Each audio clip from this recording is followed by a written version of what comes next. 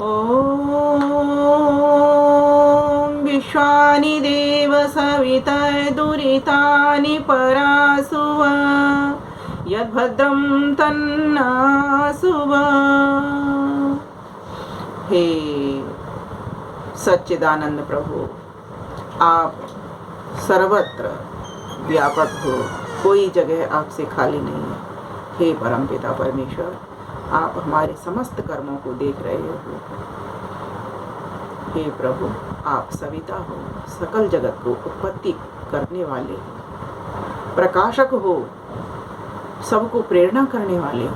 हे प्रभु, हम आपका वर्ण करें, हमारे समस्त कष्टों को, क्लेशों को, दुखों को, दुर्गुणों को, दुर्व्यसनों को हम दूर कर पाएं, ऐसी हमको प्रभु शक्ति दो और आपके सद्गुणों को भर पाएं, शुभ कर्मों को, यज्ञ कर्मों को भर पाएं। हे प्रभु, ऐसी आप हमें शक्ति दो। इसके लिए हम आपके वेद ज्ञान को पढ़ रहे हैं, पढ़ा रहे हैं। हे प्रभु, हमें बल देना कि हम जो आप कह रहे हैं उसको सही सही समझकर सत्य ही सबके समक्ष परोस सकें, ऐसी आपसे प्रार्थना करते हैं, याचना करते हैं।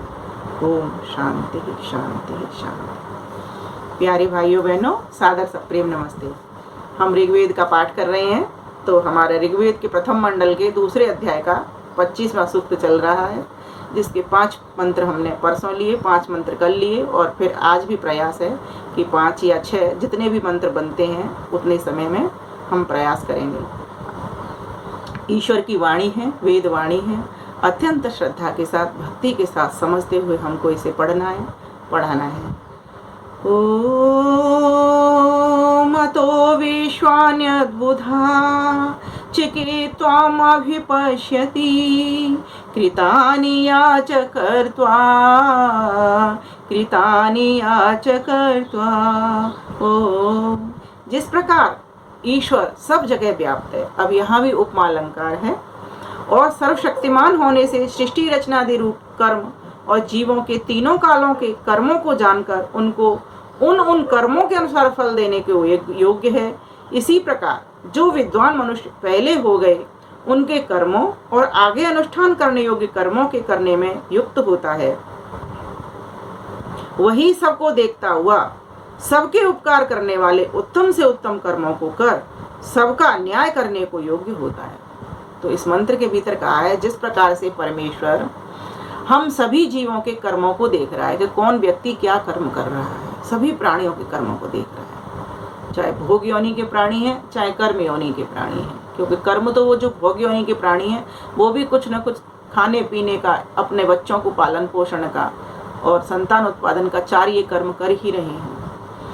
माना कि भी सारे कर्म उनके बंधन में जैसी व्यवस्था परमात्मा ने कर दी है, लेकिन जो मनुष्य है उसके पास छूट है, वो नए कर्म बनाता है, अपनी बुद्धि से काम लेता है। तो कहा कि परमात्मा सभी के कर्मों को देखने वाला है, जिस प्रकार से उसी प्रकार से और उसके अनुसार यथा योग्य न्यायकारी होने से वह यथा योग्य जैसा जिसका कर्म है उसका वैसे ही उसको फल देता है। ठीक उसी प्रकार से हम भी सामान्य जन क्या करें, जो विद्वान लोग, जो हमारे पूर्वज अच्छे लोग जिन जिन कर्मों को करके गए हैं, अच्छे अच्छे सुंदर सुंदर कर्मों को कर गए हैं, उनके कर्मों को देखें और उनके कर्मों को देख करके उसी प्रकार से अपने आप को चलाने का प्रयास करें, न्यायुक्त कर्म करें। जैसे ईश्वर न्यायुक्त कर्म कर रहा है, सभी के जीवों के कर्मों के फलों को कर्मों को देख करके फलों को दे रहा है, ठीक उसी प्रकार से हमारा कर्तव्य बनता है कि हम भी अपने पूर्वजों से सीखें, देखें उनके कर्मों को देख करके उनके अनुसार बन करके उनके जैसे हम कर्म करना प्रारंभ करें। क्योंकि वे विद्वान लोग तो ईश्वर को ही वर्ण करके कर्म करते हैं और हम भी ईश्वर को तो देखें ही, ईश्वर के पास तो बैठे ही, लेकिन अभी हमारी उतनी क्षमता नहीं है कि हम ईश्वर तक पहुंच नहीं पाए। माना कि ईश्वर हमारे हर ओर प्रतिष्ठित है, कोई जगह उससे खाली नहीं। ईशावास्यमिदं सर्वम यत्किंच जगत्याम जगत तेन त्यक्तेन मुंजीता मां हृदय कस्य सुदनम। लेकिन फिर भी हम उसे भूल जाते हैं। इस प्रकृति में आकर के, इस अपनी माया में, स्वार्थ में, लोभ में, लालच में हम उसे भूले हुए बने रहते हैं, अपनी कामनाओं की पूर्ति ही करने में लगे रहते हैं। तो इसके लिए हमें क्या करना होगा, विद्वानों का अनुसरण करना होगा। तो यह इस मंत्र में यही बताया है, उनका अनुसरण करके और न्यायुक्त हम कर्म करने वाले बने। जैसे परमेश्वर सभी जीवों के कर्मों को देख करके उनका फल न्यायुक्त देता है। जिसके जैसे कर्म होते हैं, शुभ को शुभ देता है, अच्छा देता है, और जिसके अशुभ होते हैं, पाप वाले कर्म होते हैं, उनको दंडित करता है, उनको उस तरह के दुख रूपी भोग कराता है। तो यहाँ पर यही बताया गया है कि हम कैसे बने, हम शुभ कर्म करने वाले, पुण्य कर्म करने वाले तो बने ही, साथ में न्यायकारी भी बने। अपने मेरे का भेद मिटा करके हम किसी निर्णय को लेकर के कर्म करने वाले बने। फिर आगे कहा, ओम सनो विश्वाः सुक्रतुः आदित्यः सुपथाकर प्रण आयुंषितारस प्रण आयुंषितारिष। ओम। इस मंत्र में श्लेष और उपमा दोनों अलंकार हैं। श्लेष का अर्थ मैंने पहले भी बताया था कि एक शब्द के अनेक अर्थ हुआ करते हैं और अनेक अर्थों से एक शब्द खुला करता है। एक शब्द ते होत है बहु अर्थन को ज्ञान, श्लेषता सो कहते हैं भूषण सकल सुजान। तो इस प्रकार से, और उपमा, उपमेय की उपमान की तुलना दी जाती है, उपमेय की उपमान से तुलना की जाती है। जैसे कि किसी स्त्री का मुख चंद्रमा के समान सुंदर है, तो इस प्रकार से ये उपमा। तो यहाँ पर भी ये उपमाएं चल रही हैं और एक शब्द अनेक अर्थ भी खोल रहा है। तो कहा, जो मनुष्य ब्रह्मचर्य और जितेंद्रियता आदि से आयु बढ़ाकर धर्म मार्ग में विचरते हैं, उन्हीं को जगदीश्वर अनुग्रहित कर आनंद युक्त करता है। तो यहाँ मुख्यता ब्रह्मचर्य की और जितेंद्रिय होने की है। तो हम ब्रह्मचर्य अर्थात ब्रह्म के अनुकूल आचरण करने वाले बने, अर्थात ब्रह्मचर्य का दूसरा अर्थ हम वेद विद्या की समीपता करने वाले बने। जैसे अभी हम ऋग वेद पढ़ रहे हैं ना, इसको जीवन में उतारने वाले बने। तीसरी बात, हम वीर्य को सुरक्षित करने वाले बने, अर्थात हम शक्तिशाली बने, वेस्ट ना करें, विनाश ना करें वीर्य का। तो यहाँ यही कहा कि जो मनुष्य ब्रह्मचर्य और जितेंद्रिय आदि से आयु को बढ़ाकर, आयु बढ़ती है उससे, घटती कब है, जब हम वीर्य का नाश करते हैं, जब वेद विद्या के से दूर हो जाते हैं, विमुख हो जाते हैं, अविद्या में फंसे रहते हैं, जब ईश्वर से दूर हो जाते हैं, जब ब्रह्म की बात को नहीं मानते हैं, तब जाकर के हमारी आयु घटती है। तो यहाँ स्पष्ट कर दिया कि ब्रह्मचर्य से आयु बढ़ती है, जितेंद्रिय होने से आयु बढ़ती है। कहा कि धर्म मार्ग में विचरते हैं, आयु को बढ़ाने वाले होकर के धर्म मार्ग में विचरण भी वो करते हैं। उन्हीं को जगदीश्वर अनुग्रहित कर आनंद युक्त करता है। उन्हीं का ईश्वर वर्ण करता है। वरुण के दो अर्थ बताए थे कि वरुण माने क्या है, एक तो हम उसको वर्ण करते हैं, उसको माला पहनाते हैं, मीन्स उसका चुनाव कर लेते हैं। अलंकारिक शैली में माला पहनाना कहता है। एक वो सांकेतिक संसार में ये सांकेतिक कर्म करने होते हैं। उसका उद्देश्य क्या है, उसका भाव क्या है, ये कि ईश्वर को हम वर्ण कर लेते हैं। जब व्यक्ति ईश्वर को वर्ण करता है तो फिर ईश्वर क्यों पीछे रहेगा, उसकी तरफ हम एक उंगली करेंगे तो पूरा पौंछा पकड़ कर पूरा हाथ पकड़ लेता है वो। तो जब हम ईश्वर को वर्ण करेंगे तभी वो हमारा वर्ण करेगा। तो ऐसा वर्ण परमात्मा क्या करता है, क्योंकि यहाँ पर वरुण विषय ही चल रहा है, तो न्याय की बात ही चल रही है, धर्म की बात ही चल रही है। तो कहा कि अनुग्रहित कर आनंदित करता है, वो भी वर्ण करके आनंद को भर देता है हमारे भीतर। जैसे प्राण और सूर्य अपने बल और तेज से, अब जैसे उपमा आ गई ना, सूर्य अपने बल और तेज से, सूर्य के भीतर प्रकाश होता है, तेज होता है और बल होता है, शक्तिशाली होता है। वो ऊंचे नीचे स्थानों को प्रकाशित कर हर जगह वो अपना प्रकाश भेजता है। प्राणियों को सुख के मार्ग से युक्त करके उचित समय पर दिन रात, सूर्य के कारण दिन रात होते हैं, आदि सब काल विभागों को अच्छे प्रकार सिद्ध करते हैं। वैसे ही अपने आत्मा, शरीर और सेना के बल से न्यायाधीश मनुष्य धर्मयुक्त छोटे, मध्यम और बड़े कर्मों के प्रचार से अधर्मयुक्त को छड़ा उत्तम और नीच मनुष्यों का विभाग सदा किया करे। देखो यहाँ पर उपमा दी गई है कि हम सूर्य के समान बने। जैसे सूर्य क्या करता है, अपने तेज से और अपने बल से सारे संसार को, चाहे छोटा मार्ग हो, चाहे बड़ा मार्ग हो, चाहे कितना भी नीचा मार्ग हो, चाहे ऊंचा मार्ग हो, सभी को प्रकाश दे रहा है। उसी प्रकार से हमारा भी क्या कर्तव्य बनता है कि इस वेद विद्या को ग्रहण करके हम भी न्यायुक्त कर्मों को करें और छोटे, मध्यम, बड़े कर्मों के प्रचार से अधर्म को छुड़ा करके उत्तम और नीच मनुष्यों का विभाग सदा किया करें। कौन व्यक्ति उत्कृष्ट है, कौन व्यक्ति मध्यम है, कौन व्यक्ति निम्न है, उसके साथ वैसा ही हम व्यवहार करें, वैसा ही बर्ताव करें। अर्थात जो नीचे लोग हैं उनको उठाने का प्रयास करें, जो मध्यम वर्ग के लोग हैं उनको और भी ऊंची शिक्षा दें, और जो उच्च लोग हैं उनका स्वागत करें, सम्मान करें और उनसे भी कुछ शिक्षा ग्रहण करें और उनको भी कुछ जो हमारे पास विद्या है उसको हम देना शुरू करें। तो परमात्मा कैसा है, परमात्मा नित्य यज्ञ कर रहा है। और कैसे कर रहा है, न्यायुक्त यज्ञ कर रहा है। और यज्ञ माने परोपकार के कर्म कर रहा है। उसको अपने लिए नहीं चाहिए, वो हमेशा हम सब जीवों के भले के लिए तो उसने ये संसार बनाया, और हम सब जीवों के भले के लिए ही वो उपकार कर रहा है, यज्ञ कर रहा है। 1 मिनट के लिए वो आराम नहीं करता, वो न सोता, वो कभी भी नहीं सोता, और सोता नहीं तो वो जागेगा क्यों, वो तो जगा ही है। जो जगाई हुआ है वो सोता नहीं है, तो फिर वो सोने जागने का प्रश्न नहीं रहता उसके लिए। लेकिन मनुष्य सोता भी है और जागता भी है, और सिर्फ वो एक शारीरिक सोना जागने की बात नहीं है। यहाँ जो जागने की बात हो रही है वो आंतरिक जागने की बात हो रही है, कि हम इस प्रकार से धर्मयुक्त कर्मों को करें, न्यायुक्त कर्मों को करें, कि सारा भेद मिटा दें। जैसे सूर्य के लिए कोई भी वो नहीं है कि कोई गरीब है कि अमीर है, ऐसा तो नहीं, किसी गरीब को सूरज रोशनी नहीं देता, बल्कि गरीबों को तो और अधिक सूरज मिल जाता है, क्योंकि बाहर वो वर्क करते हैं, श्रम करते हैं, खेतों में काम करते हैं, लेबर करते हैं, मीन्स बाहर की मजदूरी करते हैं, तो वो लोग तो ज़्यादा सूर्य का उपयोग करते हैं, इसीलिए उनकी इम्यूनिटी भी मजबूत हो जाती है। और जो लोग घरों में रहते हैं हम जैसे, हमारी तो इम्यूनिटी भी उतनी मजबूत नहीं हो पाती। तो सूर्य के भीतर बहुत सारे गुण हैं, उन सभी गुणों को अपने भीतर हम धारण करके और सब जगह पर आनंद पहुँचाने, हर्ष युक्त करने वाले गुण। आगे कहा, फिर वो वरुण है कैसा, किस प्रकार का है। ओम बिभ्रद्रापिं हिरण्ययम् वरुणो वस्तनिर्णिजं परिस्पशो निषेदिरे, परिस्पशो निषेदिरे। ओम।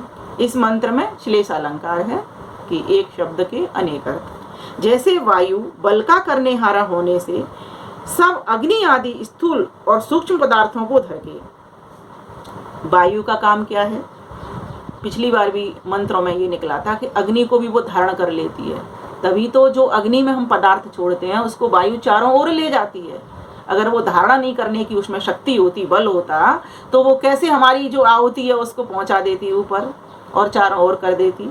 तो कहा कि सूक्ष्म पदार्थों को धर के, जो अग्नि ने सूक्ष्म कर दिए थे, उनको ले जाती है वायु अपने साथ। आकाश में गमन और आगमन करता हुआ चलता, और जैसे सूर्यलोक भी स्वयं प्रकाश रूप होने से रात्रि को निवारण कर अपने प्रकाश से सबको प्रकाशता है, रात्रि का निवारण कर अपने प्रकाश से सबको प्रकाशता है, वैसे विद्वान लोग भी, अब यहाँ विद्वानों के लिए कहा है कि विद्या और उत्तम शिक्षा के बल से। तो विद्वान को इसीलिए तो कहा जाता है वायु है, ये वायु की तरह बलवान है। वायु जैसे चलता है ना, सुगंध को चारों ओर करता है, यज्ञ की सुगंध को, ऐसी विद्वान का भी कर्म होता है। जो ज्ञान उसने अपने भीतर लिया है, जो विद्वता उसने अपने भीतर भरी है, उसको चारों ओर प्रसारित करे। अकेले का कर्तव्य नहीं है कि अकेला उपभोग करे, चाहे ज्ञान हो, चाहे अन्न हो, चाहे शक्ति हो, या कोई भी चीज हो, किसी को भी ये कर्तव्य नहीं होता मनुष्य होने के नाते कि वो स्वयं अकेला अकेला खाए, या अकेला अकेला पहने, या अकेला अकेला उपभोग करे, वितरण करे। तो विद्वान के पास जो विद्या है वो भी क्या करे, सूर्य की भांति गमन, वायु की भांति गमन आगमन करे उस अपनी विद्या का। तो कहा अपने प्रकाश से जैसे सूर्य सभी को प्रकाशता है, वैसे विद्वान लोग भी विद्या और उत्तम शिक्षा के बल से सब मनुष्यों को धारण कर धर्म में चल अन्य सब मनुष्यों को चलाया करें। सूर्य और वायु दोनों की उपमा यहाँ पर है कि सूर्य के समान तो विद्वान व्यक्ति प्रकाश भरे, विद्वता लाए, अपने भीतर ज्ञान लाए, और वायु के थ्रो जैसे वायु गमन आगमन करती है, ऐसे गमन आगमन भी करे विद्वान। तो विद्वान सूर्य भी होता है, विद्वान वायु भी होता है। क्यों होता है वायु? क्योंकि वो ले जाने का काम करता है, गति वायु के द्वारा होती है। सूर्य क्यों होता है? क्योंकि वो ज्ञान लेता है, ज्ञान भरता है, तो और ज्ञान को चारों ओर वितरण करता है, बांटता है। तो इस प्रकार से कहा गया कि हम सिर्फ बटोरने वाले न बने, हम वितरण करने वाले भी बने, और उचित न्यायुक्त वितरण करने वाले बने। फिर कहा ओम नयम दीप्सन्ते दीप्सवो न द्रोवणो जनाना न देवमभिमातय, न देवमभिमातय।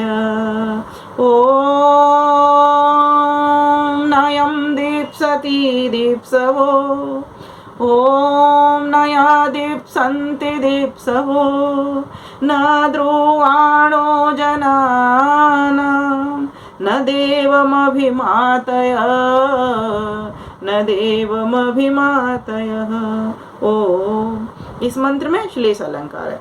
जो हिंसक, परद्रोही, अभिमान युक्त लोग हैं, वे अज्ञानपन से परमेश्वर व विद्वानों के गुणों को जानकर उनसे उपकार लेने को समर्थ नहीं हो सकते। कितना भी बड़ा कोई विद्वान हो, अगर वो हिंसक है, अगर वो परद्रोही है, अगर वो अभिमान से भरा हुआ है, तो उसको विद्या आएगी ही नहीं। कोई भी व्यक्ति हो, तो यहाँ कहा कि पहले तो अभिमान को देश को छोड़ना पड़ेगा, फिर द्रोह को छोड़ना पड़ेगा, फिर हिंसा को छोड़ना पड़ेगा। ये 3 कर्म तो छोड़ने ही पड़ेंगे, तभी विद्या आती है। क्योंकि कहा जाता है, श्लोक भी कहते हैं, विद्या ददाति विनयम। विद्या किसको आती है? जो विनम्र होता है। और विनयाद आति पात्रता, और विनम्रता से क्या होता है? पात्रता आती है, कुशलता आती है। विनम्र व्यक्ति विद्या लेता है, उसे कुशलता आती है। पात्रत्वा धनम आपनोति, और पात्रता जब कुशलता आती है, मान लीजिए कोई चिकित्सक है, अगर उसमें कुशलता है तो वो धन भी कमाएगा, और जो कुशल चिकित्सक नहीं है उसके पास कौन जाएगा? कोई नहीं जाएगा। तो कहा पात्रता धनम आपनोति, धनात् धर्म, फिर धन से धर्म कार्य होगा। तथा सुखम, और धर्म तो फिर सुख प्रदान करने वाला है, फिर तो उसे सुख प्राप्त होता ही है।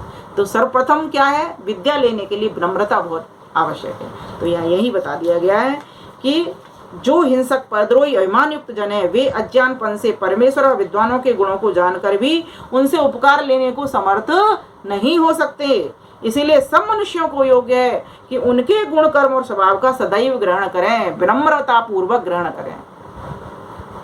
तो हम सभी को कैसा होना है? विनम्र बनना है। विद्या ददाति विनयम, विनम्रता हमें विद्या से आती है। तो विद्यावान बनेंगे तो हम विनम्र भी बनेंगे। क्यों? वेद में विनम्र होने की बात ये लिखी है। ये मंत्र हम किसी को बता सकते हैं कि विनम्रता की बात कहाँ है। विद्या किन को नहीं आती? तो विद्या ऐसे लोगों को नहीं आती जो अभिमानी हैं, जो हिंसक हैं और परद्रोही हैं। ऐसे लोगों को विद्या नहीं आती। इसीलिए ऐसे स्वभाव को हम छोड़ें और विनम्रता का स्वभाव, सरलता का स्वभाव, उत्तम स्वभाव हम अपना करना प्रारंभ करें।